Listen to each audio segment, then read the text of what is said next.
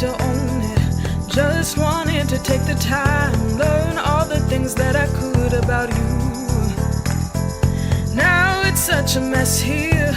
Oh, we are just stressed here. Used to be so easy with you. Thank you for coming on the show today. Glad to be here. Thanks for having me. Okay, so tell us about the Golden Charter Academy. Well, Golden Charter Academy is the nation's first TK through 8th environmental stewardship zoo school. Our pathway to education is through environmental education, and our founding partner is the Fresno Chaffee Zoo. So our students get to utilize the zoo as an extended learning laboratory on a Monday through Friday basis.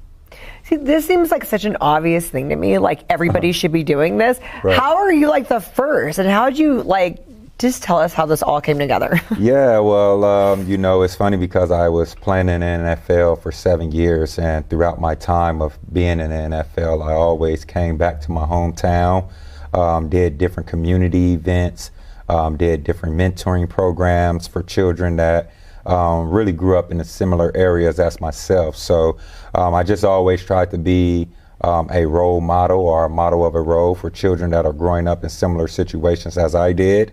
But then I had a mentor in my life that called me up one day and was like, when you're done playing football, you need to open up your own school. So that was just kind of eye-opening. What did you think about that? I mean, because it's like a lot to open up a school where you're like, okay. Right, yeah. For me, I didn't even know where to start when he said that. But I wouldn't know either. At the same time, too, I was just had signed my second contract with the Pittsburgh Steelers. So when he dropped that seed in my ear, it kind of went in one ear and out the other. But then when I decided to retire, he called me again and was like, you need to develop a school. So I'm like, if I was to do a school, it has to be completely different than any other school out there. And that's kind of how everything started to come about. So you've been playing with the Steelers, you were playing with them for 6 years? Yes, I was with the Pittsburgh Steelers for 6 years and did a year with the Kansas City Chiefs. And then you were like, because you retired kind of, yeah, I mean, how did you know it was time? Right, well, when I was playing with the Kansas City Chiefs, I think I really started to question, like, what was my true purpose in life? So that is when, I realized that football was no longer my passion. And I asked them to release me from my contract. At that time, I was under contract with the Kansas City Chiefs as a veteran player. So was making decent amount of money. I imagine. That's like taking a pay cut. Absolutely. But that must have been a hard decision. It was, but I did well for myself. You seem really confident about it, but I was like, that would not be an easy decision for anybody. Oh, it definitely was a tough decision to ask an NFL team to release me from my contract. And were your friends and family, how were they on it?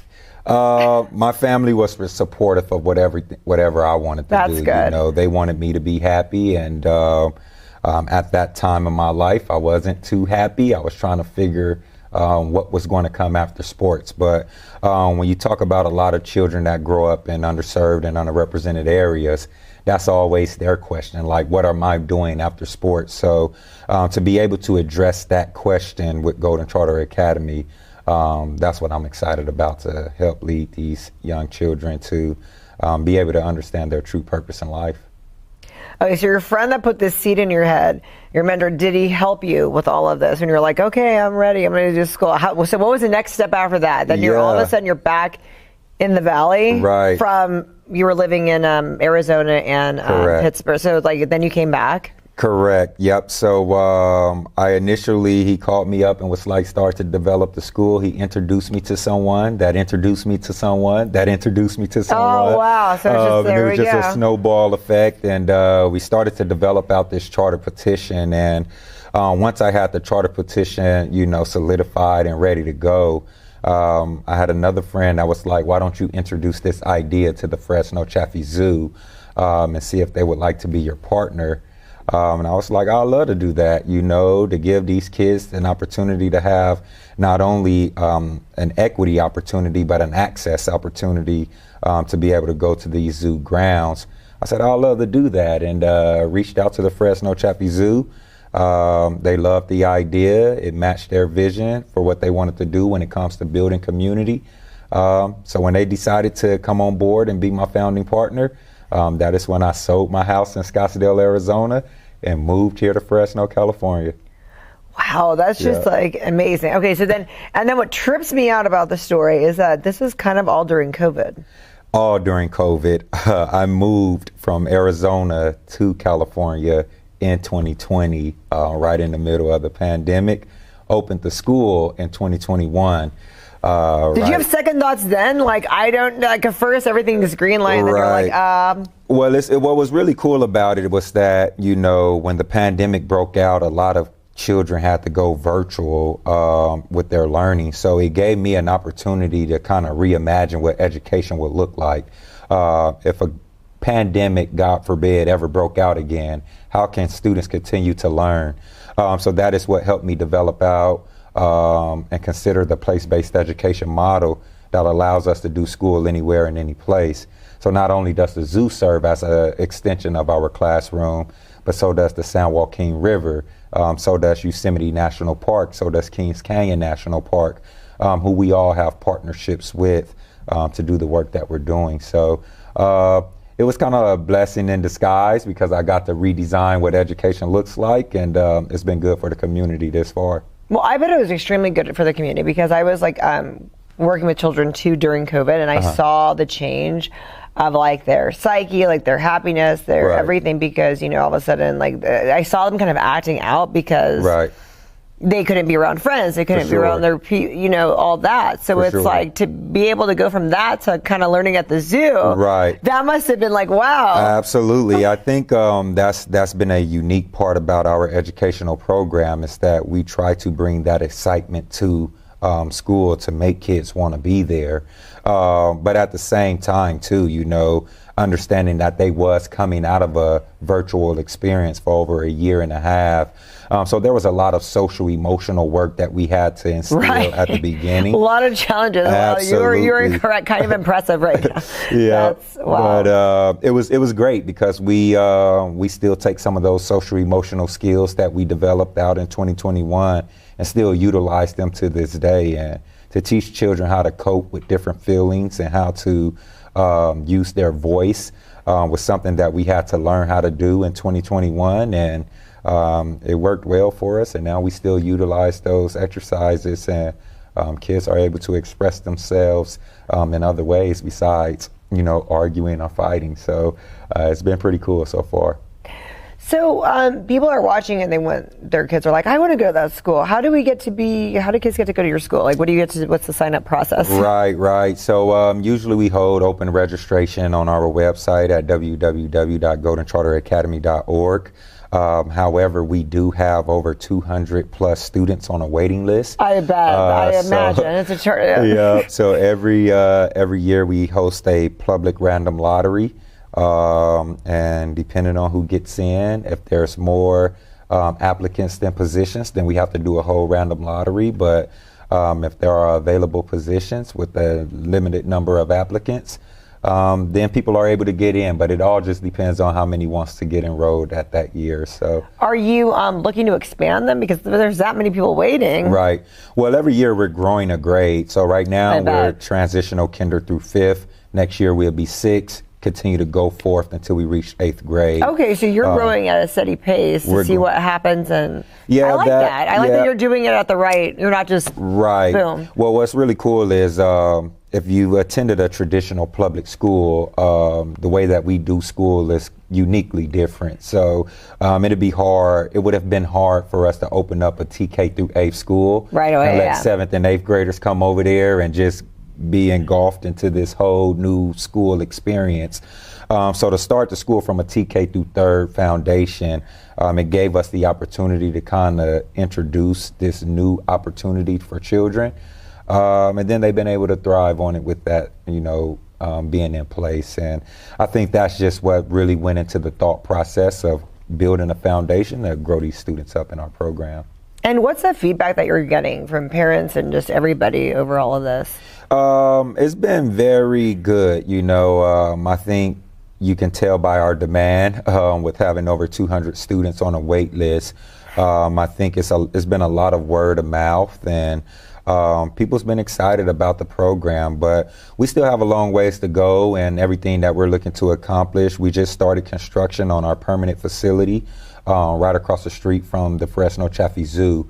So in 2025, we'll be moving into our state-of-the-art facility that is not only going to bring value to that community, but brings value to our program. So a lot of exciting things happening. That's for sure. I love how you put it. You were like, the Chaffee's is going to be their own private laboratory. I mean, who wouldn't want that? Absolutely. Like, what kid would not want that? Absolutely. It's a great place, not only for children, but for families, to be able to go out and see what a world premiere zoo looks like. That's right here in our backyard. Here in the Central Valley. So the zoo has been a great partner for us, and we're excited about being conjacent to them with our facility to really be able to utilize it, even more than what we do now. Well, like they say, I mean, I've read a lot of people on this show talk about like animal therapy and how that lots of studies have been proven that that's very successful. Sure. So that's pretty much what you're doing for school. Well, absolutely. Being out in nature, that's therapy for not only self-regulations, but it's a dopamine that helps bring happiness to you when you're around plants and things that grow. But then when you talk about baby animals, you see the nurture and the care that the mother animal have for these babies. And that's simply what we're trying to teach our younger children, is how to have sympathy and empathy, not only for our environment, but for peers and for their surroundings. So when you utilize, the natural environment in the zoo as places of relevancy, then hopefully it could continue to build upon them and they can grow up to be great environmental stewards. And then, like you said, a lot of inner city kids that don't have access to animals, because we have the country out here, so you got the country kids. No doubt. And so now you're bringing it to the city kids so they get the animals. I like that. Absolutely. You get an opportunity to not only see the animals at the zoo, but we also get to take them up to, like I mentioned, the Yosemite National Park, Kings Canyon, Sierra Outdoor Schools, San Joaquin River Trust. We have over 40 different partnerships. That's so cool. Within Wow. the community. So we utilize this whole community as part of our extended learning laboratory. So it's not just providing access to animals in the zoo, but it's providing, experiences and exposure to other opportunities that these students wouldn't have been exposed to had they not attended Golden Charter Academy. I think it's so cool that you actually came back to your hometown, because I know that's hard. A lot of people don't. You made it. You want to see other things. You've seen other things, but you wanted to bring everything you learned back here. Right. Well, that's the goal for the students that we're raising up. If we want to leave this earth and this community in a better place, people need to become successful, go off and see something different, and realize how they can come back and make their hometown better. So. My impact here is not just for this community, but I want to be able to really shift the paradigm of education and take this education model across the nation to every zoo or aquarium that wants to have a environmental stewardship Seriously, school. I can't believe this hasn't happened. Like, you're saying this and I'm like, oh my goodness. Right. Well, it's happening right now. I love that. What do your NFL friends think about all this? It's been great. They've been, some have supported, financially, some have supported by, nice. Sharing a post that I've done. But I have a lot of NFL friends that not only see this as inspirational for their lives, but this is just an example for what people who have a platform can utilize their platform for good. It doesn't have to be a school, but some of them might take this back to their hometown. Absolutely. Take it back to your hometown or impact the next generation, however that may look for you, just to make sure that we're leaving this world in a better place than what we came into it as. And what are these kids? I bet they ask you questions about the NFL. I mean, are some of them excited because it's like they kind of see like there's a possibility that they could do that? Because I know it's like until you know somebody that's done it, seems like such a far away reach. But for sure, I think that's the whole purpose and vision for me, is to just be that inspiration to these children. It's funny because you have the little children who think I still play. So they're like, oh, I saw you on TV this past Sunday. I'm like, that wasn't me, but it's cool. They're excited about it. We also had one of the owners for the Pittsburgh Steelers come to Fresno to tour the school. So that is so cool. He was able to bring his Super Bowl rings, and the kids got to wear them Wow. and stuff. So it's been cool to provide these experiences for children. I know if I attended a school like this when I was growing up, I turned out to be okay, but had I had the school like this in place when I was growing up, who knows what I would have done with my life. So I'm excited to be able to provide these experiences for these children that we were serving right now, for sure. And you got to explain the colors. Oh yeah, black and gold. Black and gold definitely runs deep in the veins. I mean, people think about the Pittsburgh Steelers when they see these black and gold, but people forget that I'm a Fresno native and grew up and went to Edison High School, played Pop Warner at Edison High School. So I've been rocking black and gold pretty much all my life. So it definitely runs not only in my veins, but that's what we're trying to encourage our community to do, is be golden. I like that, and that's why it's a Golden Charter Academy. Absolutely. Okay, now that makes sense. It all comes together. Absolutely. How do we follow you? And then anybody watching that maybe wants to donate to the school and figure out how they could be a part of it, can they DM you? Like, how do they get a hold of you, or do you have an email for that? Yeah, usually people go on our website at goldencharteracademy.org. Okay, there's an email on there. There's email on there. There's ways to donate, ways to get involved on our website. You can also find me on Instagram. Golden Boy, take out the O, put a 0 in Boy 21. Oh, Golden that's Boy. easy. Golden Boy 21. Golden Boy 21, or you could just search Robert Golden. I'm on Instagram, I'm on Twitter, and I'm on LinkedIn. So, are you good at like DMs or not really?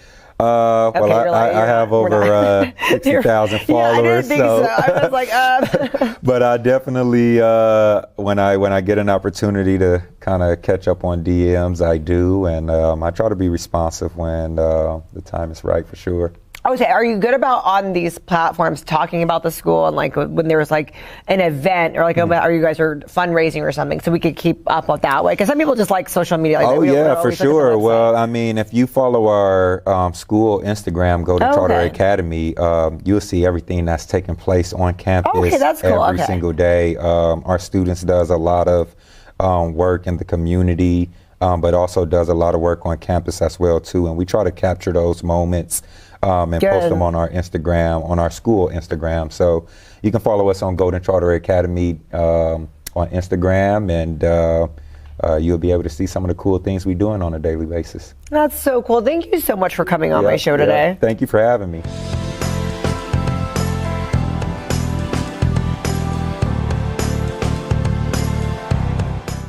Thank you for coming on my show today. Thank you. Okay, so explain what all this is about. We are part of Coyote Ugly Hash House Harriers. We're a local drinking club with a running problem. How did this get started? Because this is so cool. So Hash House Harriers started back in like 1938 in Kuala Lumpur. So after Prohibition, okay. Yeah, and the British Army was there, and they were trying to recover from the hangovers and stuff, and they invented hashing, which is basically a hare and a hound game that they play in, I guess, England, where somebody sets off and lays a trail of like paper, and the hare sets off with the paper trail, and then the hounds follow him trying to catch that person. Except that the hare will stop at a bar or leave an ice chest full of beers or something to slow us down. And from there, 1938, they started off the one. It kind of went away for a couple of years. The same people came back and started again in the 60s, I think it is, and it branched off into different kennels, they call them. Now there's thousands of kennels all over the world of Hash House Harriers from just the one back in 1938. And basically, we just set up every other Tuesday. We have a hare. We let the hare go out. They lay a trail for us, a flower, and we try to chase them down and catch them. Really? Wow, that's so cool. So how many of you guys are there? There's actually two groups in Fresno. There's the Fresno Clovis Hash House Harriers, which started back in '86. That's probably a good 30 or 40 regular members, but there's probably 200 or 300 in the Fresno area. And then there's Coyote Ugly, which we started about 10 years ago, and there's again 20 or 30 regulars and probably 100 or 200 others also. And then there's probably 7 or 8 kennels in Southern California, a couple in Sacramento, a bunch in San Jose, Reno. They're all over the place. Do you guys ever all get together? Like everybody in Cali is like a... Every year there are pretty big events. There's Hash Springs, which is in Palm Springs. And then there's Parker, which is in Parker, Arizona, which is pretty big, that a lot of people like to go to. Yep. And it's basically, well, Parker is like a huge camp out where every kennel has their own little section or tent that's usually themed. Oh, how fun. And Hash Springs, they take over a hotel and just party from there. There's also Inner America Hash. It's basically in the Americas, and it gets thousands of people. And then every, I think 2 years or 4 years, there's a national or international hash, which they get thousands and thousands of people every year. I think this year coming up is supposed to be in Colombia, I think. Wow. So, yeah, I've never been to those, but they're pretty wild. There's a lot of events, though, in California also we can go to. So how long have you guys been a part of this? I've been a part for about 2.5 years. And I've been probably about 13 years, I think. So, wow. Yeah. And so what's your positions? Is there positions? It's called mismanagement. I don't think you even have a position yet, but we'll get you one. You're positionless? Well, so far. Yeah. Mine is at the Fresno Clovis Hash House Harriers. I was the hair raiser. I actually have a patch for that somewhere. And my job was to make sure we had a hair every other Tuesday. Oh, so you appoint the hair. Yeah, so that was my job there. Then went into, I actually started. So have you ever been a hair? Oh yeah, several times. Okay. I love it.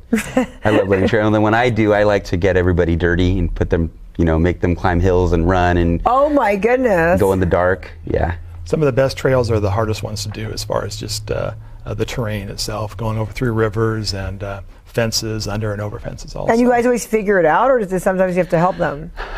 Well, sometimes we get lost. I remember one time me and Burke, you remember Burke? Yeah. Yeah, he and I got lost for like an hour out in the streets of Clovis in the dark. I do remember that. I'm glad nothing happened to you in the mean streets of Clovis. I was there to protect him. The Grand Master, the GM of the kennel, should vet the hares to make sure that they know what they're doing. We don't let any brand new hares go off by themselves, so they're always paired off with a veteran hare. That makes sense. Our goal is to have a good time, but not get lost also, though. So, but they have the GM of the kennels. There's a hair raiser. There's the beer meister, Hash Cash, and Hash Flash, who takes pictures also. So how much running is actually going on here? It depends upon the... It depends on you. Jeff likes to run ahead of everybody else. I usually just kind of jog a little, and then half an hour into it, I'm just power walking and talking to everybody. So it's fun. And you guys drink the whole time or at the end?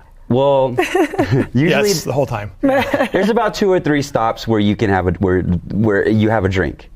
But then you usually can carry it with you, container. Drink while you walk. Okay, run. I like that. Yeah, it's usually 3.5 to 5 miles. You can run and you can walk. It doesn't really matter, and you don't have to drink if you don't want to. It's not like you're not going to get in trouble if you don't drink. Well, so if people want to be a part of this, what do they got to do? You got to be over 21. You got to have a thick skin. You got to be able to make fun of yourself. You have to have a sense of humor. We're a little bit raunchy sometimes, but just go on to Facebook. You can go to Fresno Clovis Hash House Harriers or Coyote Ugly Hash House Harriers and look us up there. If we haven't updated, because we don't update the Coyote one as much, you can send us a message on there and we'll tell you where we're going to be at. And it's usually $5 to $7 per event fee. Wow. We do it every other Tuesday, so there is a hash tonight.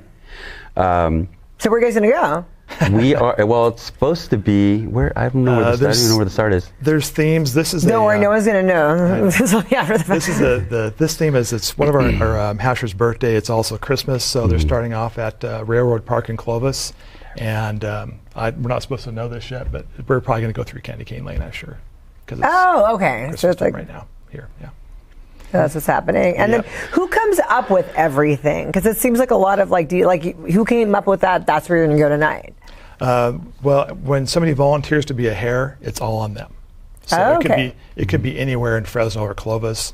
The Coyote Ugly brand, we do weekend ones, and we've gone to the coast. We've gone to Shaver Lake. How fun! And done all kinds of hashes. But it's basically upon the person who volunteers to be a hash.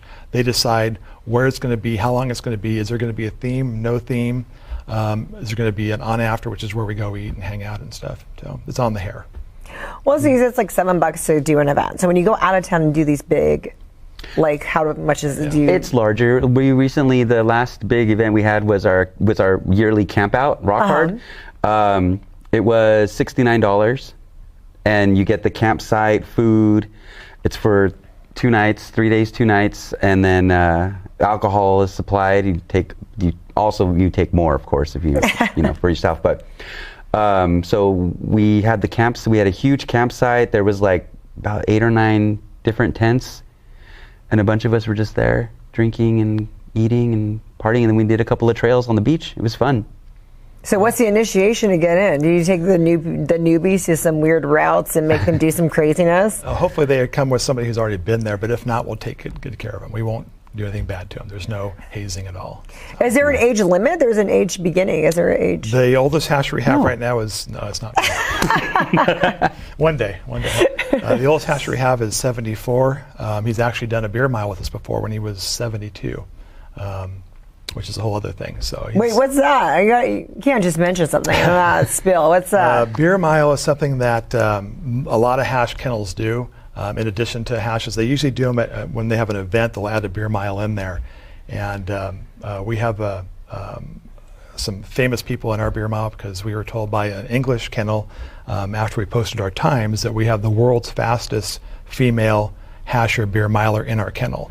So beer mile, though, is you get 4 beers that are 5% or more sealed, and we make a trail of quarter-mile trail. And when the timer says go, they open the beer, they chug a beer, you run a quarter mile, open a beer, chug a beer, run a quarter mile, open a beer, run a beer, open a beer, run a quarter mile, open a beer, run a quarter mile. So you have 4 beers in 1 mile. And then they kind of time you to see who wins. And she's done it in 7 minutes and 10 seconds, I think. Oh, I don't know. That's really, with including the drinking and the running? Yes. Wow, that is super impressive. Yeah, she's pretty famous on the West Coast here. And, yeah. I love that. So, but we add that in. So the oldest person did the beer mile in 17 minutes, which is faster than I can do it. So, yeah, he's a pretty good guy too at running still and biking too. I've attempted twice, and I haven't been able to complete it. I just get sick. Yeah, if you get sick on the course, you've got to do a penalty lap. So, yeah. What's a penalty lap? Run the quarter mile again after you're all done. So. And that's what you have to do? I didn't complete it. I failed. You give up. I gave up, and I kind of just. Did you get punished for that? We ridicule. No, I get embarrassed. Okay, so what's with the outfits? I see this. So is it because this started in Europe? I get a little European vibes. What's going on? I'm not sure why these came up. I know it's only usually in America now that you find the kilts. Maybe back in Europe too, but a lot of the kennels in the U.S. they wear kilts. I don't know how that came about. I'm honest about that. The happy coats came from Japan. These are actually pretty popular in all the kennels. They have them made up. There's an emblem on the back of there, and you sew on any patches that you've earned. Some of these patches are how many runs I've done, how many hashes I've done. Some of them are just the patches from the actual kennel of San Diego Hash House Harriers. And then there's patches on the back from actual individuals with their hash name and their hash theme of what they do to earn their patch.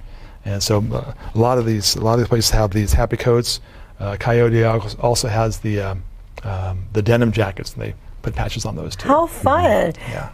And so you said you have like 200 patches? I have probably another couple hundred patches at home that I just haven't put on here because they'll fill it up. Yeah. So, wow, that's what happens after 12 years. You get a lot of patches. Yeah, that's what I get for them, yeah. Oh my goodness. So you have the same type of outfit too? I don't have a happy coat yet. We've ordered new ones because we're getting some new ones for Coyote Ugly with some great colors that I love. And all my patches are at home. I'm just going to have them sewn onto the happy coat. Nice. And so then, but do you wear the kilts? And so at what point do you wear the whole getup? Whenever you want to. Whenever you want to. Yeah. Well, he wanted to wear the kilt and the socks and the happy coat just to represent. But a lot of our hashes are themed, so we'll just wear whatever the theme is. Like this is going to be Christmas, and then there's a onesie, and then there was a pink and green, and oh my gosh, I'm going to see the onesie. Stuff. That sounds fun. For Halloween, we went hashing through Tower, all in all of our costumes. Yeah. It was great. The biggest hash we have, though, theme is the red dress runs. Mm-hmm. Okay. That's actually worldwide now. Back in the 80s, back in the 80s, a lady flew into Long Beach to meet a friend and have beers, and her friend was going to hash that night, didn't tell her about it, and I guess she flew in only with a red dress and high heels, and he coaxed her into doing the hash in a red dress and high heels. So now everybody gets punished? So I love that. That's awesome. A year later, San Diego heard about that and gave her a ticket to come to San Diego to do a red dress run, and they had hundreds of people in red dresses, and then she said, can you do this for charity? So then all the kennels who do red dress runs, they raise money for charity. And over the last 10 years, we've raised thousands of dollars for different charities around Fresno. That's so awesome. Yeah. So if somebody's watching and they think there's a charity you guys might be interested in running for, who do they get a hold of? Just message us through the Facebook page. Yeah. Coyote So Ugly who's Hash in charge of that? Well, there's right now, our GM right now is Sponge. I won't say his whole name. Sponge is our current GM. Okay, so how do you get these nicknames? That's what I want to know. For doing something stupid. Some of the names, most of the names I we can only cannot say. imagine what Sponge did to get that name. That's not his whole Not name. even his full name. Oh boy. Yeah. We can't even say our names, but actually what we're doing right now is probably going to get us in trouble because we're You're not saying supposed too to much? be promoting the hash. It's kind of like it's going to Even the Masonic lodges come on here to promote that. So you guys are more secretive than the Masons? Yeah, we're doing it for charity. Yeah, for charity. So we're not supposed to flaunt things. There's no rules in hashing, but some of the traditions are that you don't wear running gear, like I did a 5K or a marathon. You don't wear new shoes. If you wear new shoes, you're drinking beer out of them at the end. Wow. Well, not just the beer. Do you walk, like someone will walk around with your new shoe, and everyone pours a little in there. Everyone pours a little of whatever they have in there, and then you have to drink out of it. Yeah. Well, I'd rather drink out of my new shoe than my old shoe, but After you're running them. After you've run a few miles. So, well, this is really cool. So, are you guys do you guys want more people in the group? You do, like, I mean, We always it's kind of hush hush. So we always invite more people. It's not for everybody. We get new people every year. Some people stay around. As we're doing the hash, we'll talk to people, and then they start running with us during the hash, and they become members of us too. So, we invite anybody to come along and join us. Again, got to be over 21. Got to have thick skin. And got to have a good sense of humor. And you got to be available Tuesday nights because that's kind of like your jam, right? The Fresno Clovis Kennel is every other Tuesday night. The Coyote Ugly is just whenever somebody wants to do a hash. We also have in the Coyote Ugly, just to make sure we can hash correctly, we have drinking practice every Thursday. So drinking practice is usually posted on the Coyote Ugly page, and you can join us and meet us, and we'll practice drinking. I bet you guys have some really great stories of what's happened on those evenings. Yes. Yes. Does everyone make it home at the end of the night? Like, We make sure. I mean, everybody's pretty. That's one of the things that I've always loved about it is I've gotten really close. That's how I met Mona through hash. This guy, a couple of people I work with. It's just everybody's. I think probably all my friends right now are because of hash or in hash, and we do take care of each other. And Uber does like us a lot because they get a lot of clientele.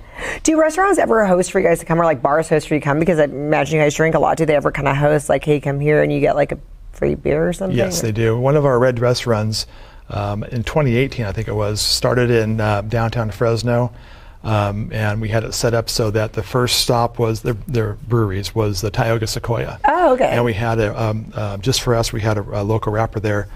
Now I forget his name. BK. He's actually a server at Spokeezy too. I forget his name now. Oh, he's going to kill me. But he rapped for us there, and then we left Tioga, ran around, and went to what was Zach's Brewery, and we had Cloud Ship there playing just for us.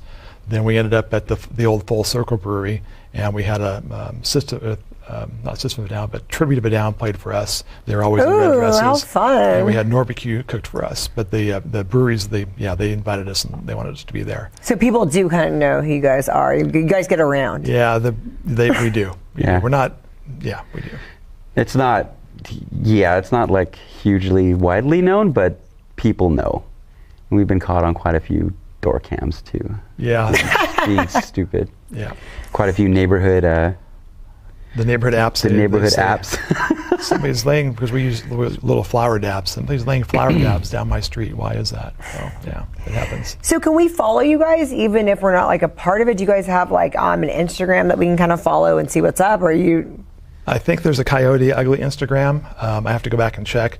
but it's all on and a Facebook page. So we could be part of the page. Facebook would be the best thing. We can be part of it if we're not part of it. Yes. We could be, okay. To watch so we along, can watch it and make fun of you guys on the side. Yeah, there's Sure. a public page for each kennel, which has the generic basic stuff. Then if you become a member and you hash with us 5 times at least, we'll bring you into the private page, which is there's a lot of stuff on there. I mean, a lot of stuff on there. Love that. And then if people do want to like contribute to the charities, like and see where your charity runs and kind of contribute to that, they can also follow and figure out what you're doing. Yeah, that's usually in July. Our Red Dress Run is in July. We try to have the second weekend in July. We want to be the world's hottest red dress run. We do it in the middle of the day on a Saturday when I think it's been 105 degrees out. We make sure we keep people cool, but we want to be the world's hottest red dress run. Las Vegas has one, but they do theirs in October when it's too cool there. So we like to be hot. But you can follow us on the Facebook page, yes. Yeah. Oh my God, I love this. This is so cool. This is like, how fun. Yeah. Well, thank you so much for coming on my show and explaining. I hope nobody gets in trouble. Well, if we do, we just have to drink a beer. What's the next event happening? Tonight and then Thursday? Tonight, there's a hash tonight, and there's the drinking practice on Thursday. We'll be at the Club 1 for drinking practice this Thursday. It changes every week. Nice. And Our Christmas party is at the house on Saturday. Yeah, just come over to the house, guys. No, but that's Don't worry, no one will know. It'll already have aired. we do a prom also, so there's a prom coming up in February. Wow. Oh yeah, hash prom in February. Where do you guys do that at? It started off with we just wanted to get dressed up like prom. We got tuxedos and stuff, and went to the diviest bar there ever was. Used to be the Brazil Club. We loved that place. But now we've kind of gotten to nicer places. This year it's going to be the Shepherd's Inn. I think it's the Shepherd's Inn this year. Oh, nice. In February. But we get dressed up. We usually have a DJ or a band, and we make a night of it. Awesome. Thank you guys so much for coming on my show today. Thanks for I'm definitely going to follow you guys. Yeah. Fresno Clovis Hash House Harriers or Coyote Ugly Hash House Harriers on Facebook. So follow.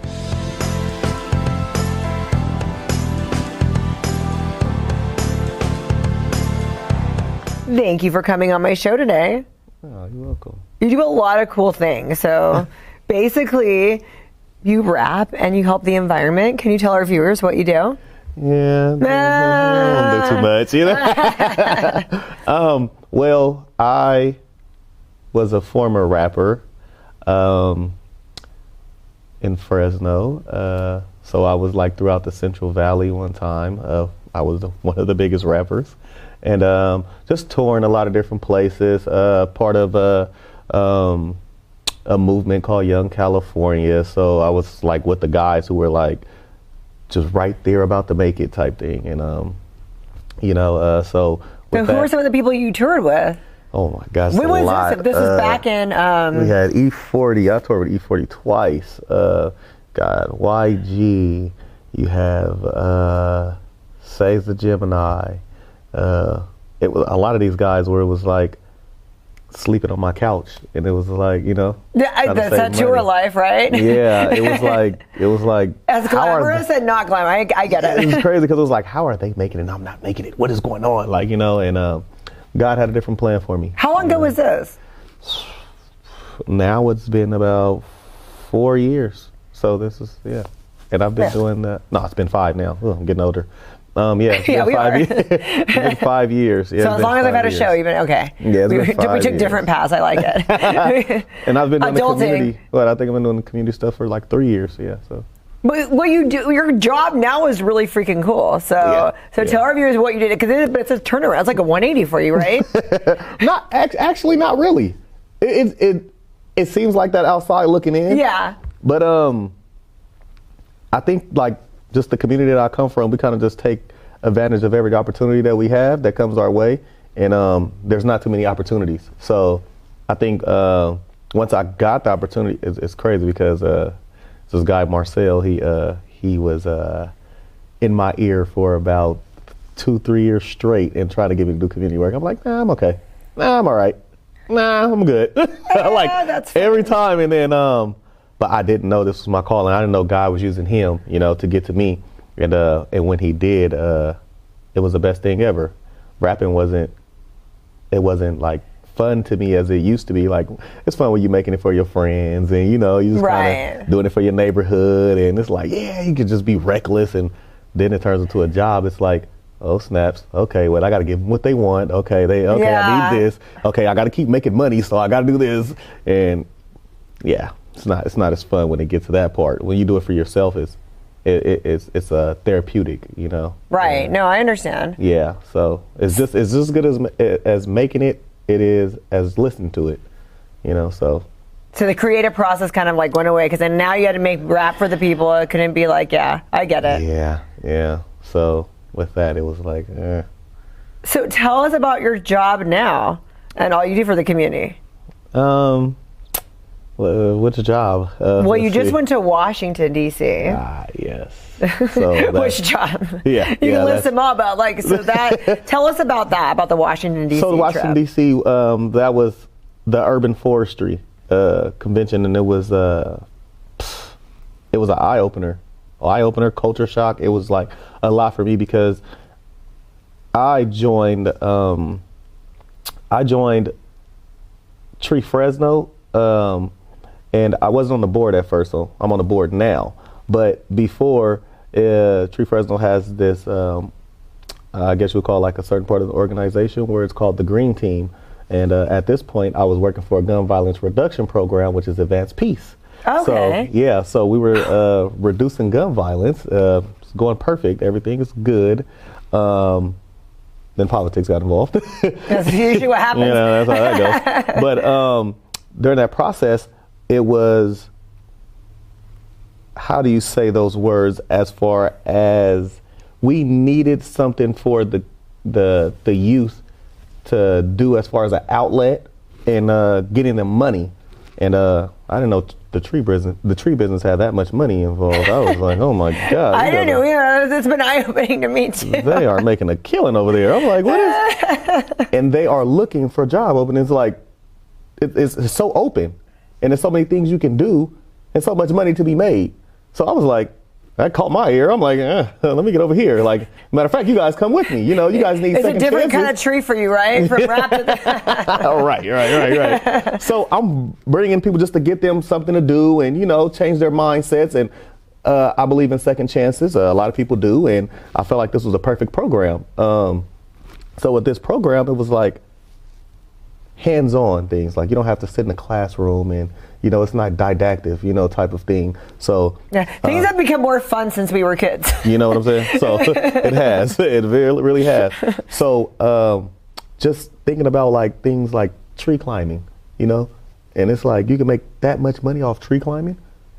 I've been climbing trees my whole life. You know what I'm saying? It's like I never got paid for it. There's a proper way, and you can get paid that much. Like you can have a career out of this, and you know, and if you tell people in the community that, they're like, wait, what you talking about? So once I seen that hole that need to be filled, I was like, I need to jump in and I need to be a part of this, because I feel like our community needs to get educated on that. And not only that, just the tree forestry industry period just helps just the world, you know? And if we need people, these people aren't doing anything and looking for opportunities. This is a perfect match, you know? So that was like, and you're right that people don't know, because everybody thinks environmentalists are just like, you know, like poor. You know what I mean? That's kind of like the image. So to be like, no, you can actually make money and do stuff for the environment at the same time. It is eye-opening. It's like, so many jobs in the tree industry. Like so many. I can't even like it's crazy. So just going to the urban tree forestry and just going to that convention, it was just, I learned so much more, and how much this organization is just in need, and they're asking. And right now, I live in the community. Well, not live in the community, but I'm from the community of the unreachables, where it's hard to get in touch with like just African Americans, period. Like, you know, so it's like, if I have $1 million and I'm trying to give it away, how do I get to the African Americans if I don't know them? Right. Oh, you know what? I'll put it on the news. Well, a lot of African Americans don't watch the news. They don't watch it. So it's like, how do you get in touch with them? Oh, you know what? The radio. Well, no, we plug in the aux cord. You know, so it's like, how? Well, you know, I know this one guy. That one guy might not be the guy to get it out to everybody. So I found my place for being part of the Unreachables. And it was like, I was a former rapper, so I come with that following. That's so cool. why don't I become the news? Why don't I educate my community? you know, so it ends up being that. And so now I just try to put my foot in everything I can, you know, and try to be just as knowledgeable as possible, you know, and try to just absorb all this information and just become that special resource person, you know. So what do you do on the tree board now? Man, just try to give, like, just, how would you say this? So, you know, when the money comes, I would want to be, you know, to have a very good input as far as coming from the side of town that I come from, you know, as far as just even just urban forestry, when there's not too many urban forestry people that's around Tree Fresno. So it's like, how about, you know, which is a good thing from Mona, she come and she has these brilliant ideas and she's like, urban forestry. You look like the guy that'll be urban. Let's do it. That's you know? awesome. And yeah, man, and I just having a great input, just coming from somewhere that they don't have on the board. So it was perfect. It was perfect, you know, and I love it. I love those type of spaces. There's good people on the board. Everything is just, it works out perfectly. And what was the reception do you like in Washington, being the urban forest guy? No, the convention was actually urban forestry. So you really, everybody looked at you, listened to you, and you got to meet people that have been longer than you. And yes, I got to meet a lot of people. Okay. It's crazy because the head person of the urban forestry convention is a black lady, right? And it's like, oh snaps, but there's not that many black people in the room.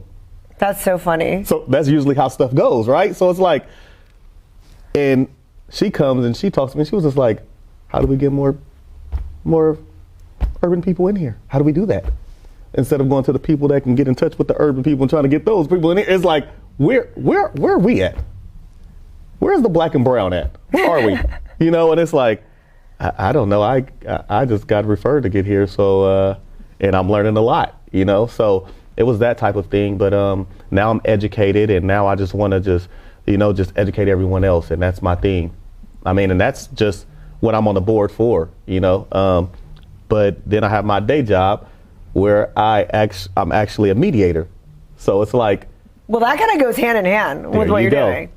So a mediator for juvenile hall. So you like inform them about trees too, I bet. Of course. That's so cool. Of course. Okay. Just did it the other day. Like, you know, just handling cases and trying to go the restorative justice way and helping them see, I guess, like, restorative justice mean a lot of different things to different people, I guess. Mm-hmm. With me, I know if I had a chance when I was younger to do restorative justice when I was in trouble, I think it's more impactful.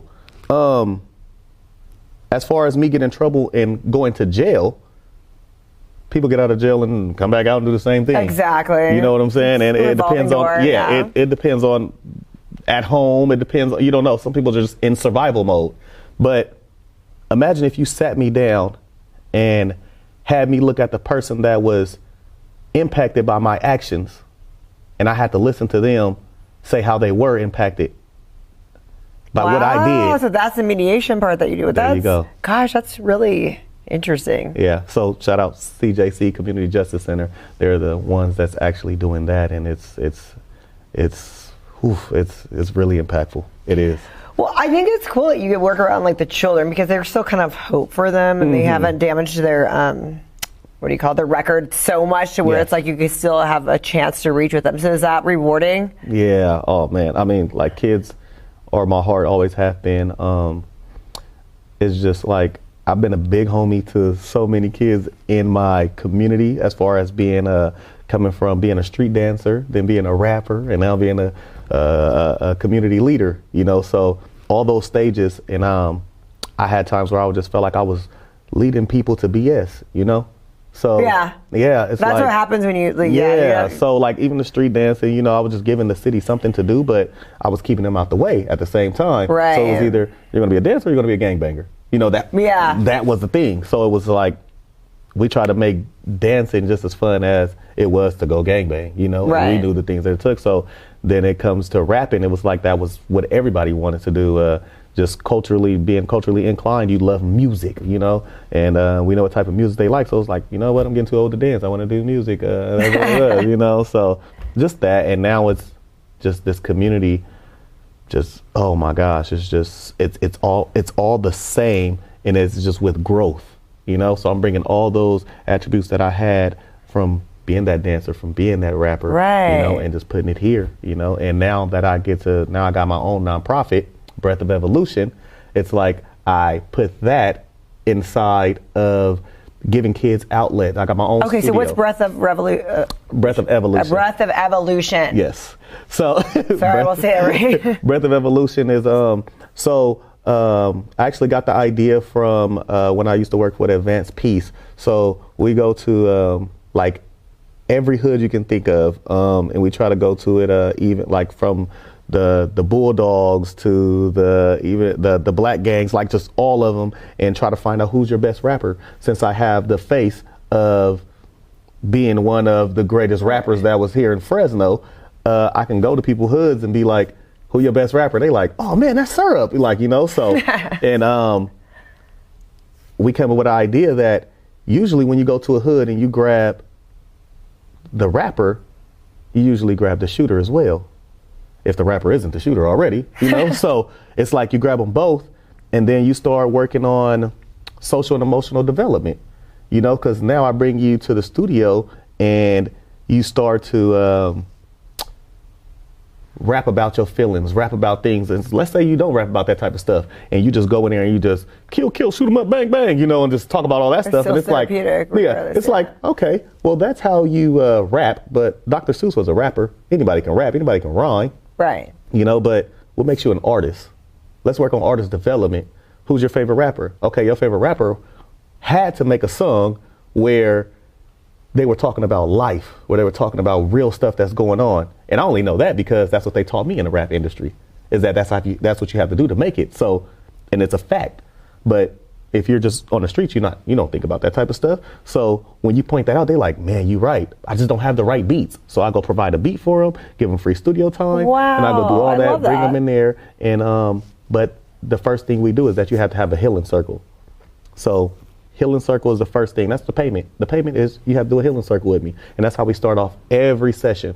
And the healing circle is probably like, you ask, what's your highs this week? What's your lows this week? Highs meaning what's something good that happened this week. Your lows is something that's disturbing you or something that's bad, that's going on. And then once you do that, the third one is usually something I just make up, like if you can have a superpower, what would it be? And I'll probably look for something that try to see who says like invisible. It's like, why do you want to be invisible? Why do you want to hide? Or do you like, like, what is it? Things like that. And then it keeps going on every day and every session. And then it might come to like, what's your relationship with your dad? And it comes things like that. By that time, they're comfortable. And we're talking about real life stuff. Sometimes we don't even get to do the studio session because now I turn into a therapy session. Yeah. And it's just to prepare you to be able to talk about your feelings, let you know it's okay to talk about your feelings, definitely as a Black man. We were taught to not show emotion because you don't want to be vulnerable towards nobody because they see your weakness. Yeah. And things like that. And it's like it's time to put those walls down and start having outlets and start letting that stuff out, or even identifying it to know what's wrong with you, that help is okay, and things like that. So my biggest thing with Breath of Evolution is to have an outlet so that you won't hold everything in, because if you hold everything in, you're either going to explode or you're going to implode. Yeah, that's all bad. And that's what's going on nowadays with the young kids. They're just imploding and they're putting their feelings into a bottle or a blunt. Right. Sure. So that's me. That's me, and that's Breath of Evolution, a little bit of that. Okay, so if we want to be on either side of it, so people that are watching, if they kind of want to donate to this cause, or if they know a kid that maybe you can help within the cause or to be part of it, to be part of the therapy circle, where do we go? You can go to Fresno BOE, so Breath of Evolution, so Fresno BOE, so www.fresnoboe.com. Go check .org. Sorry. That makes sense. Go check us out. Sign up. Get more information. Do you guys have any events and stuff? Yes. Okay. We have a lot of events. Nice. Okay. We just did. We connect a lot with different organizations in Fresno, of course. We had Black Family Day that we did.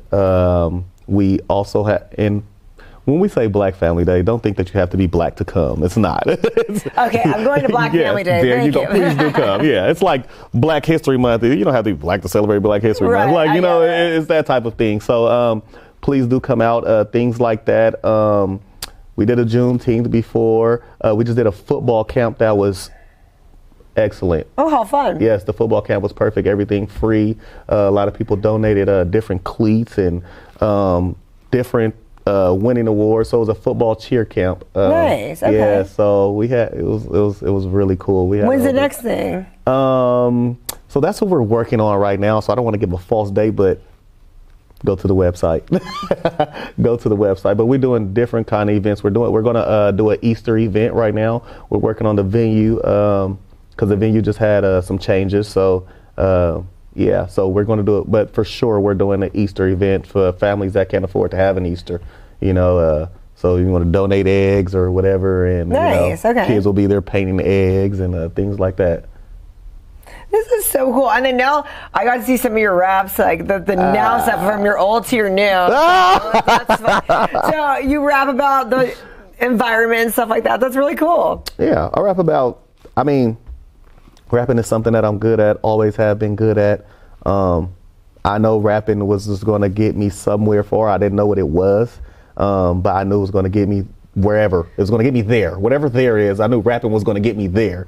And it's something you teach BOE, huh? Like when they come in the studio, you're like, you could turn to something lucrative and fun in this direction. Because I bet you never thought rap was going to take you in that direction. Not at all. Not at all. I thought at the most I was like, I'm going to be making jingles. You know? Maybe Kids Bop or something. I don't know. I thought it was something like that. But this was something I never thought of. Because now it's like mainstream and it's fun, and you made it about the environment. Yeah, and it's fun and it's educational. Yeah, there you go. It's educational. So just being educational and just being able to pour into people. So yeah, and I know that when you think of rap, it's like a lot of people from my neighborhood and things like that's like their goal. That's their goal. They want to be rappers, and it's like there's so much stuff around it. You don't have to rap. You can be an engineer. Help your brother, you know, or your hood homie, or whatever you call it. Why do you want to help the hood and be a shooter? There's 15 shooters over there. Why do you want to be that? You know, like and I don't. My thing is that I try to meet them halfway.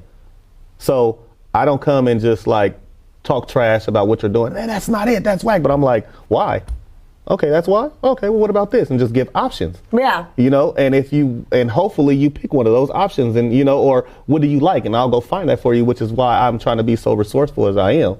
You know, so just to tap in with them and just be like, hey, how you like? Okay, you like the studio stuff? Okay, you're not really that good at rapping, I don't think. Do you think so? Well, how about this? You know, how about this? And sometimes just pick up a camera. Okay, do you not know you can go to CMAC and get $50 and you can go rent cameras out? Great plug to CMAC. Yes, it's like you got all these avenues that and we just don't know sometimes all the options we have. You just don't know. You know how many people I plugged into CMAC where it was like, bro, how long this been here? Right. Before you're born.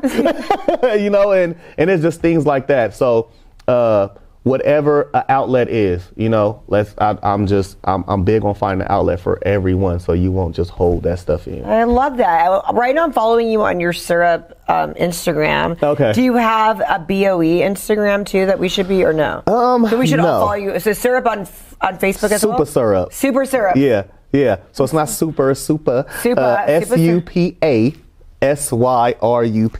So SupaSyrup, you guys can follow me. Instagram and Facebook? Yeah. Both? Okay. Yeah. The SupaSyrup on both? Okay. Yeah, but you better all follow me on Instagram. I'll keep you updated on a lot of stuff. So thank you so much for coming on my show today. Yeah, thank you for having me. Next time you're going to rap for us. Oh, yeah. I said I would, so I got it. Felt right in the moment, felt right in the summertime. It felt right drinking cherry wine with you.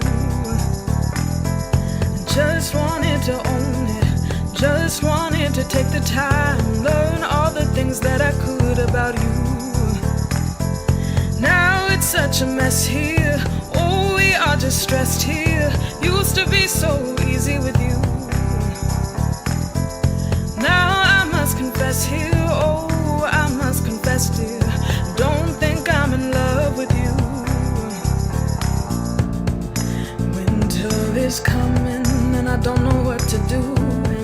There's no more use in running, no more running to you. And I don't want your loving, I don't wanna be just friends, knowing all this time we were playing. It's a mystery.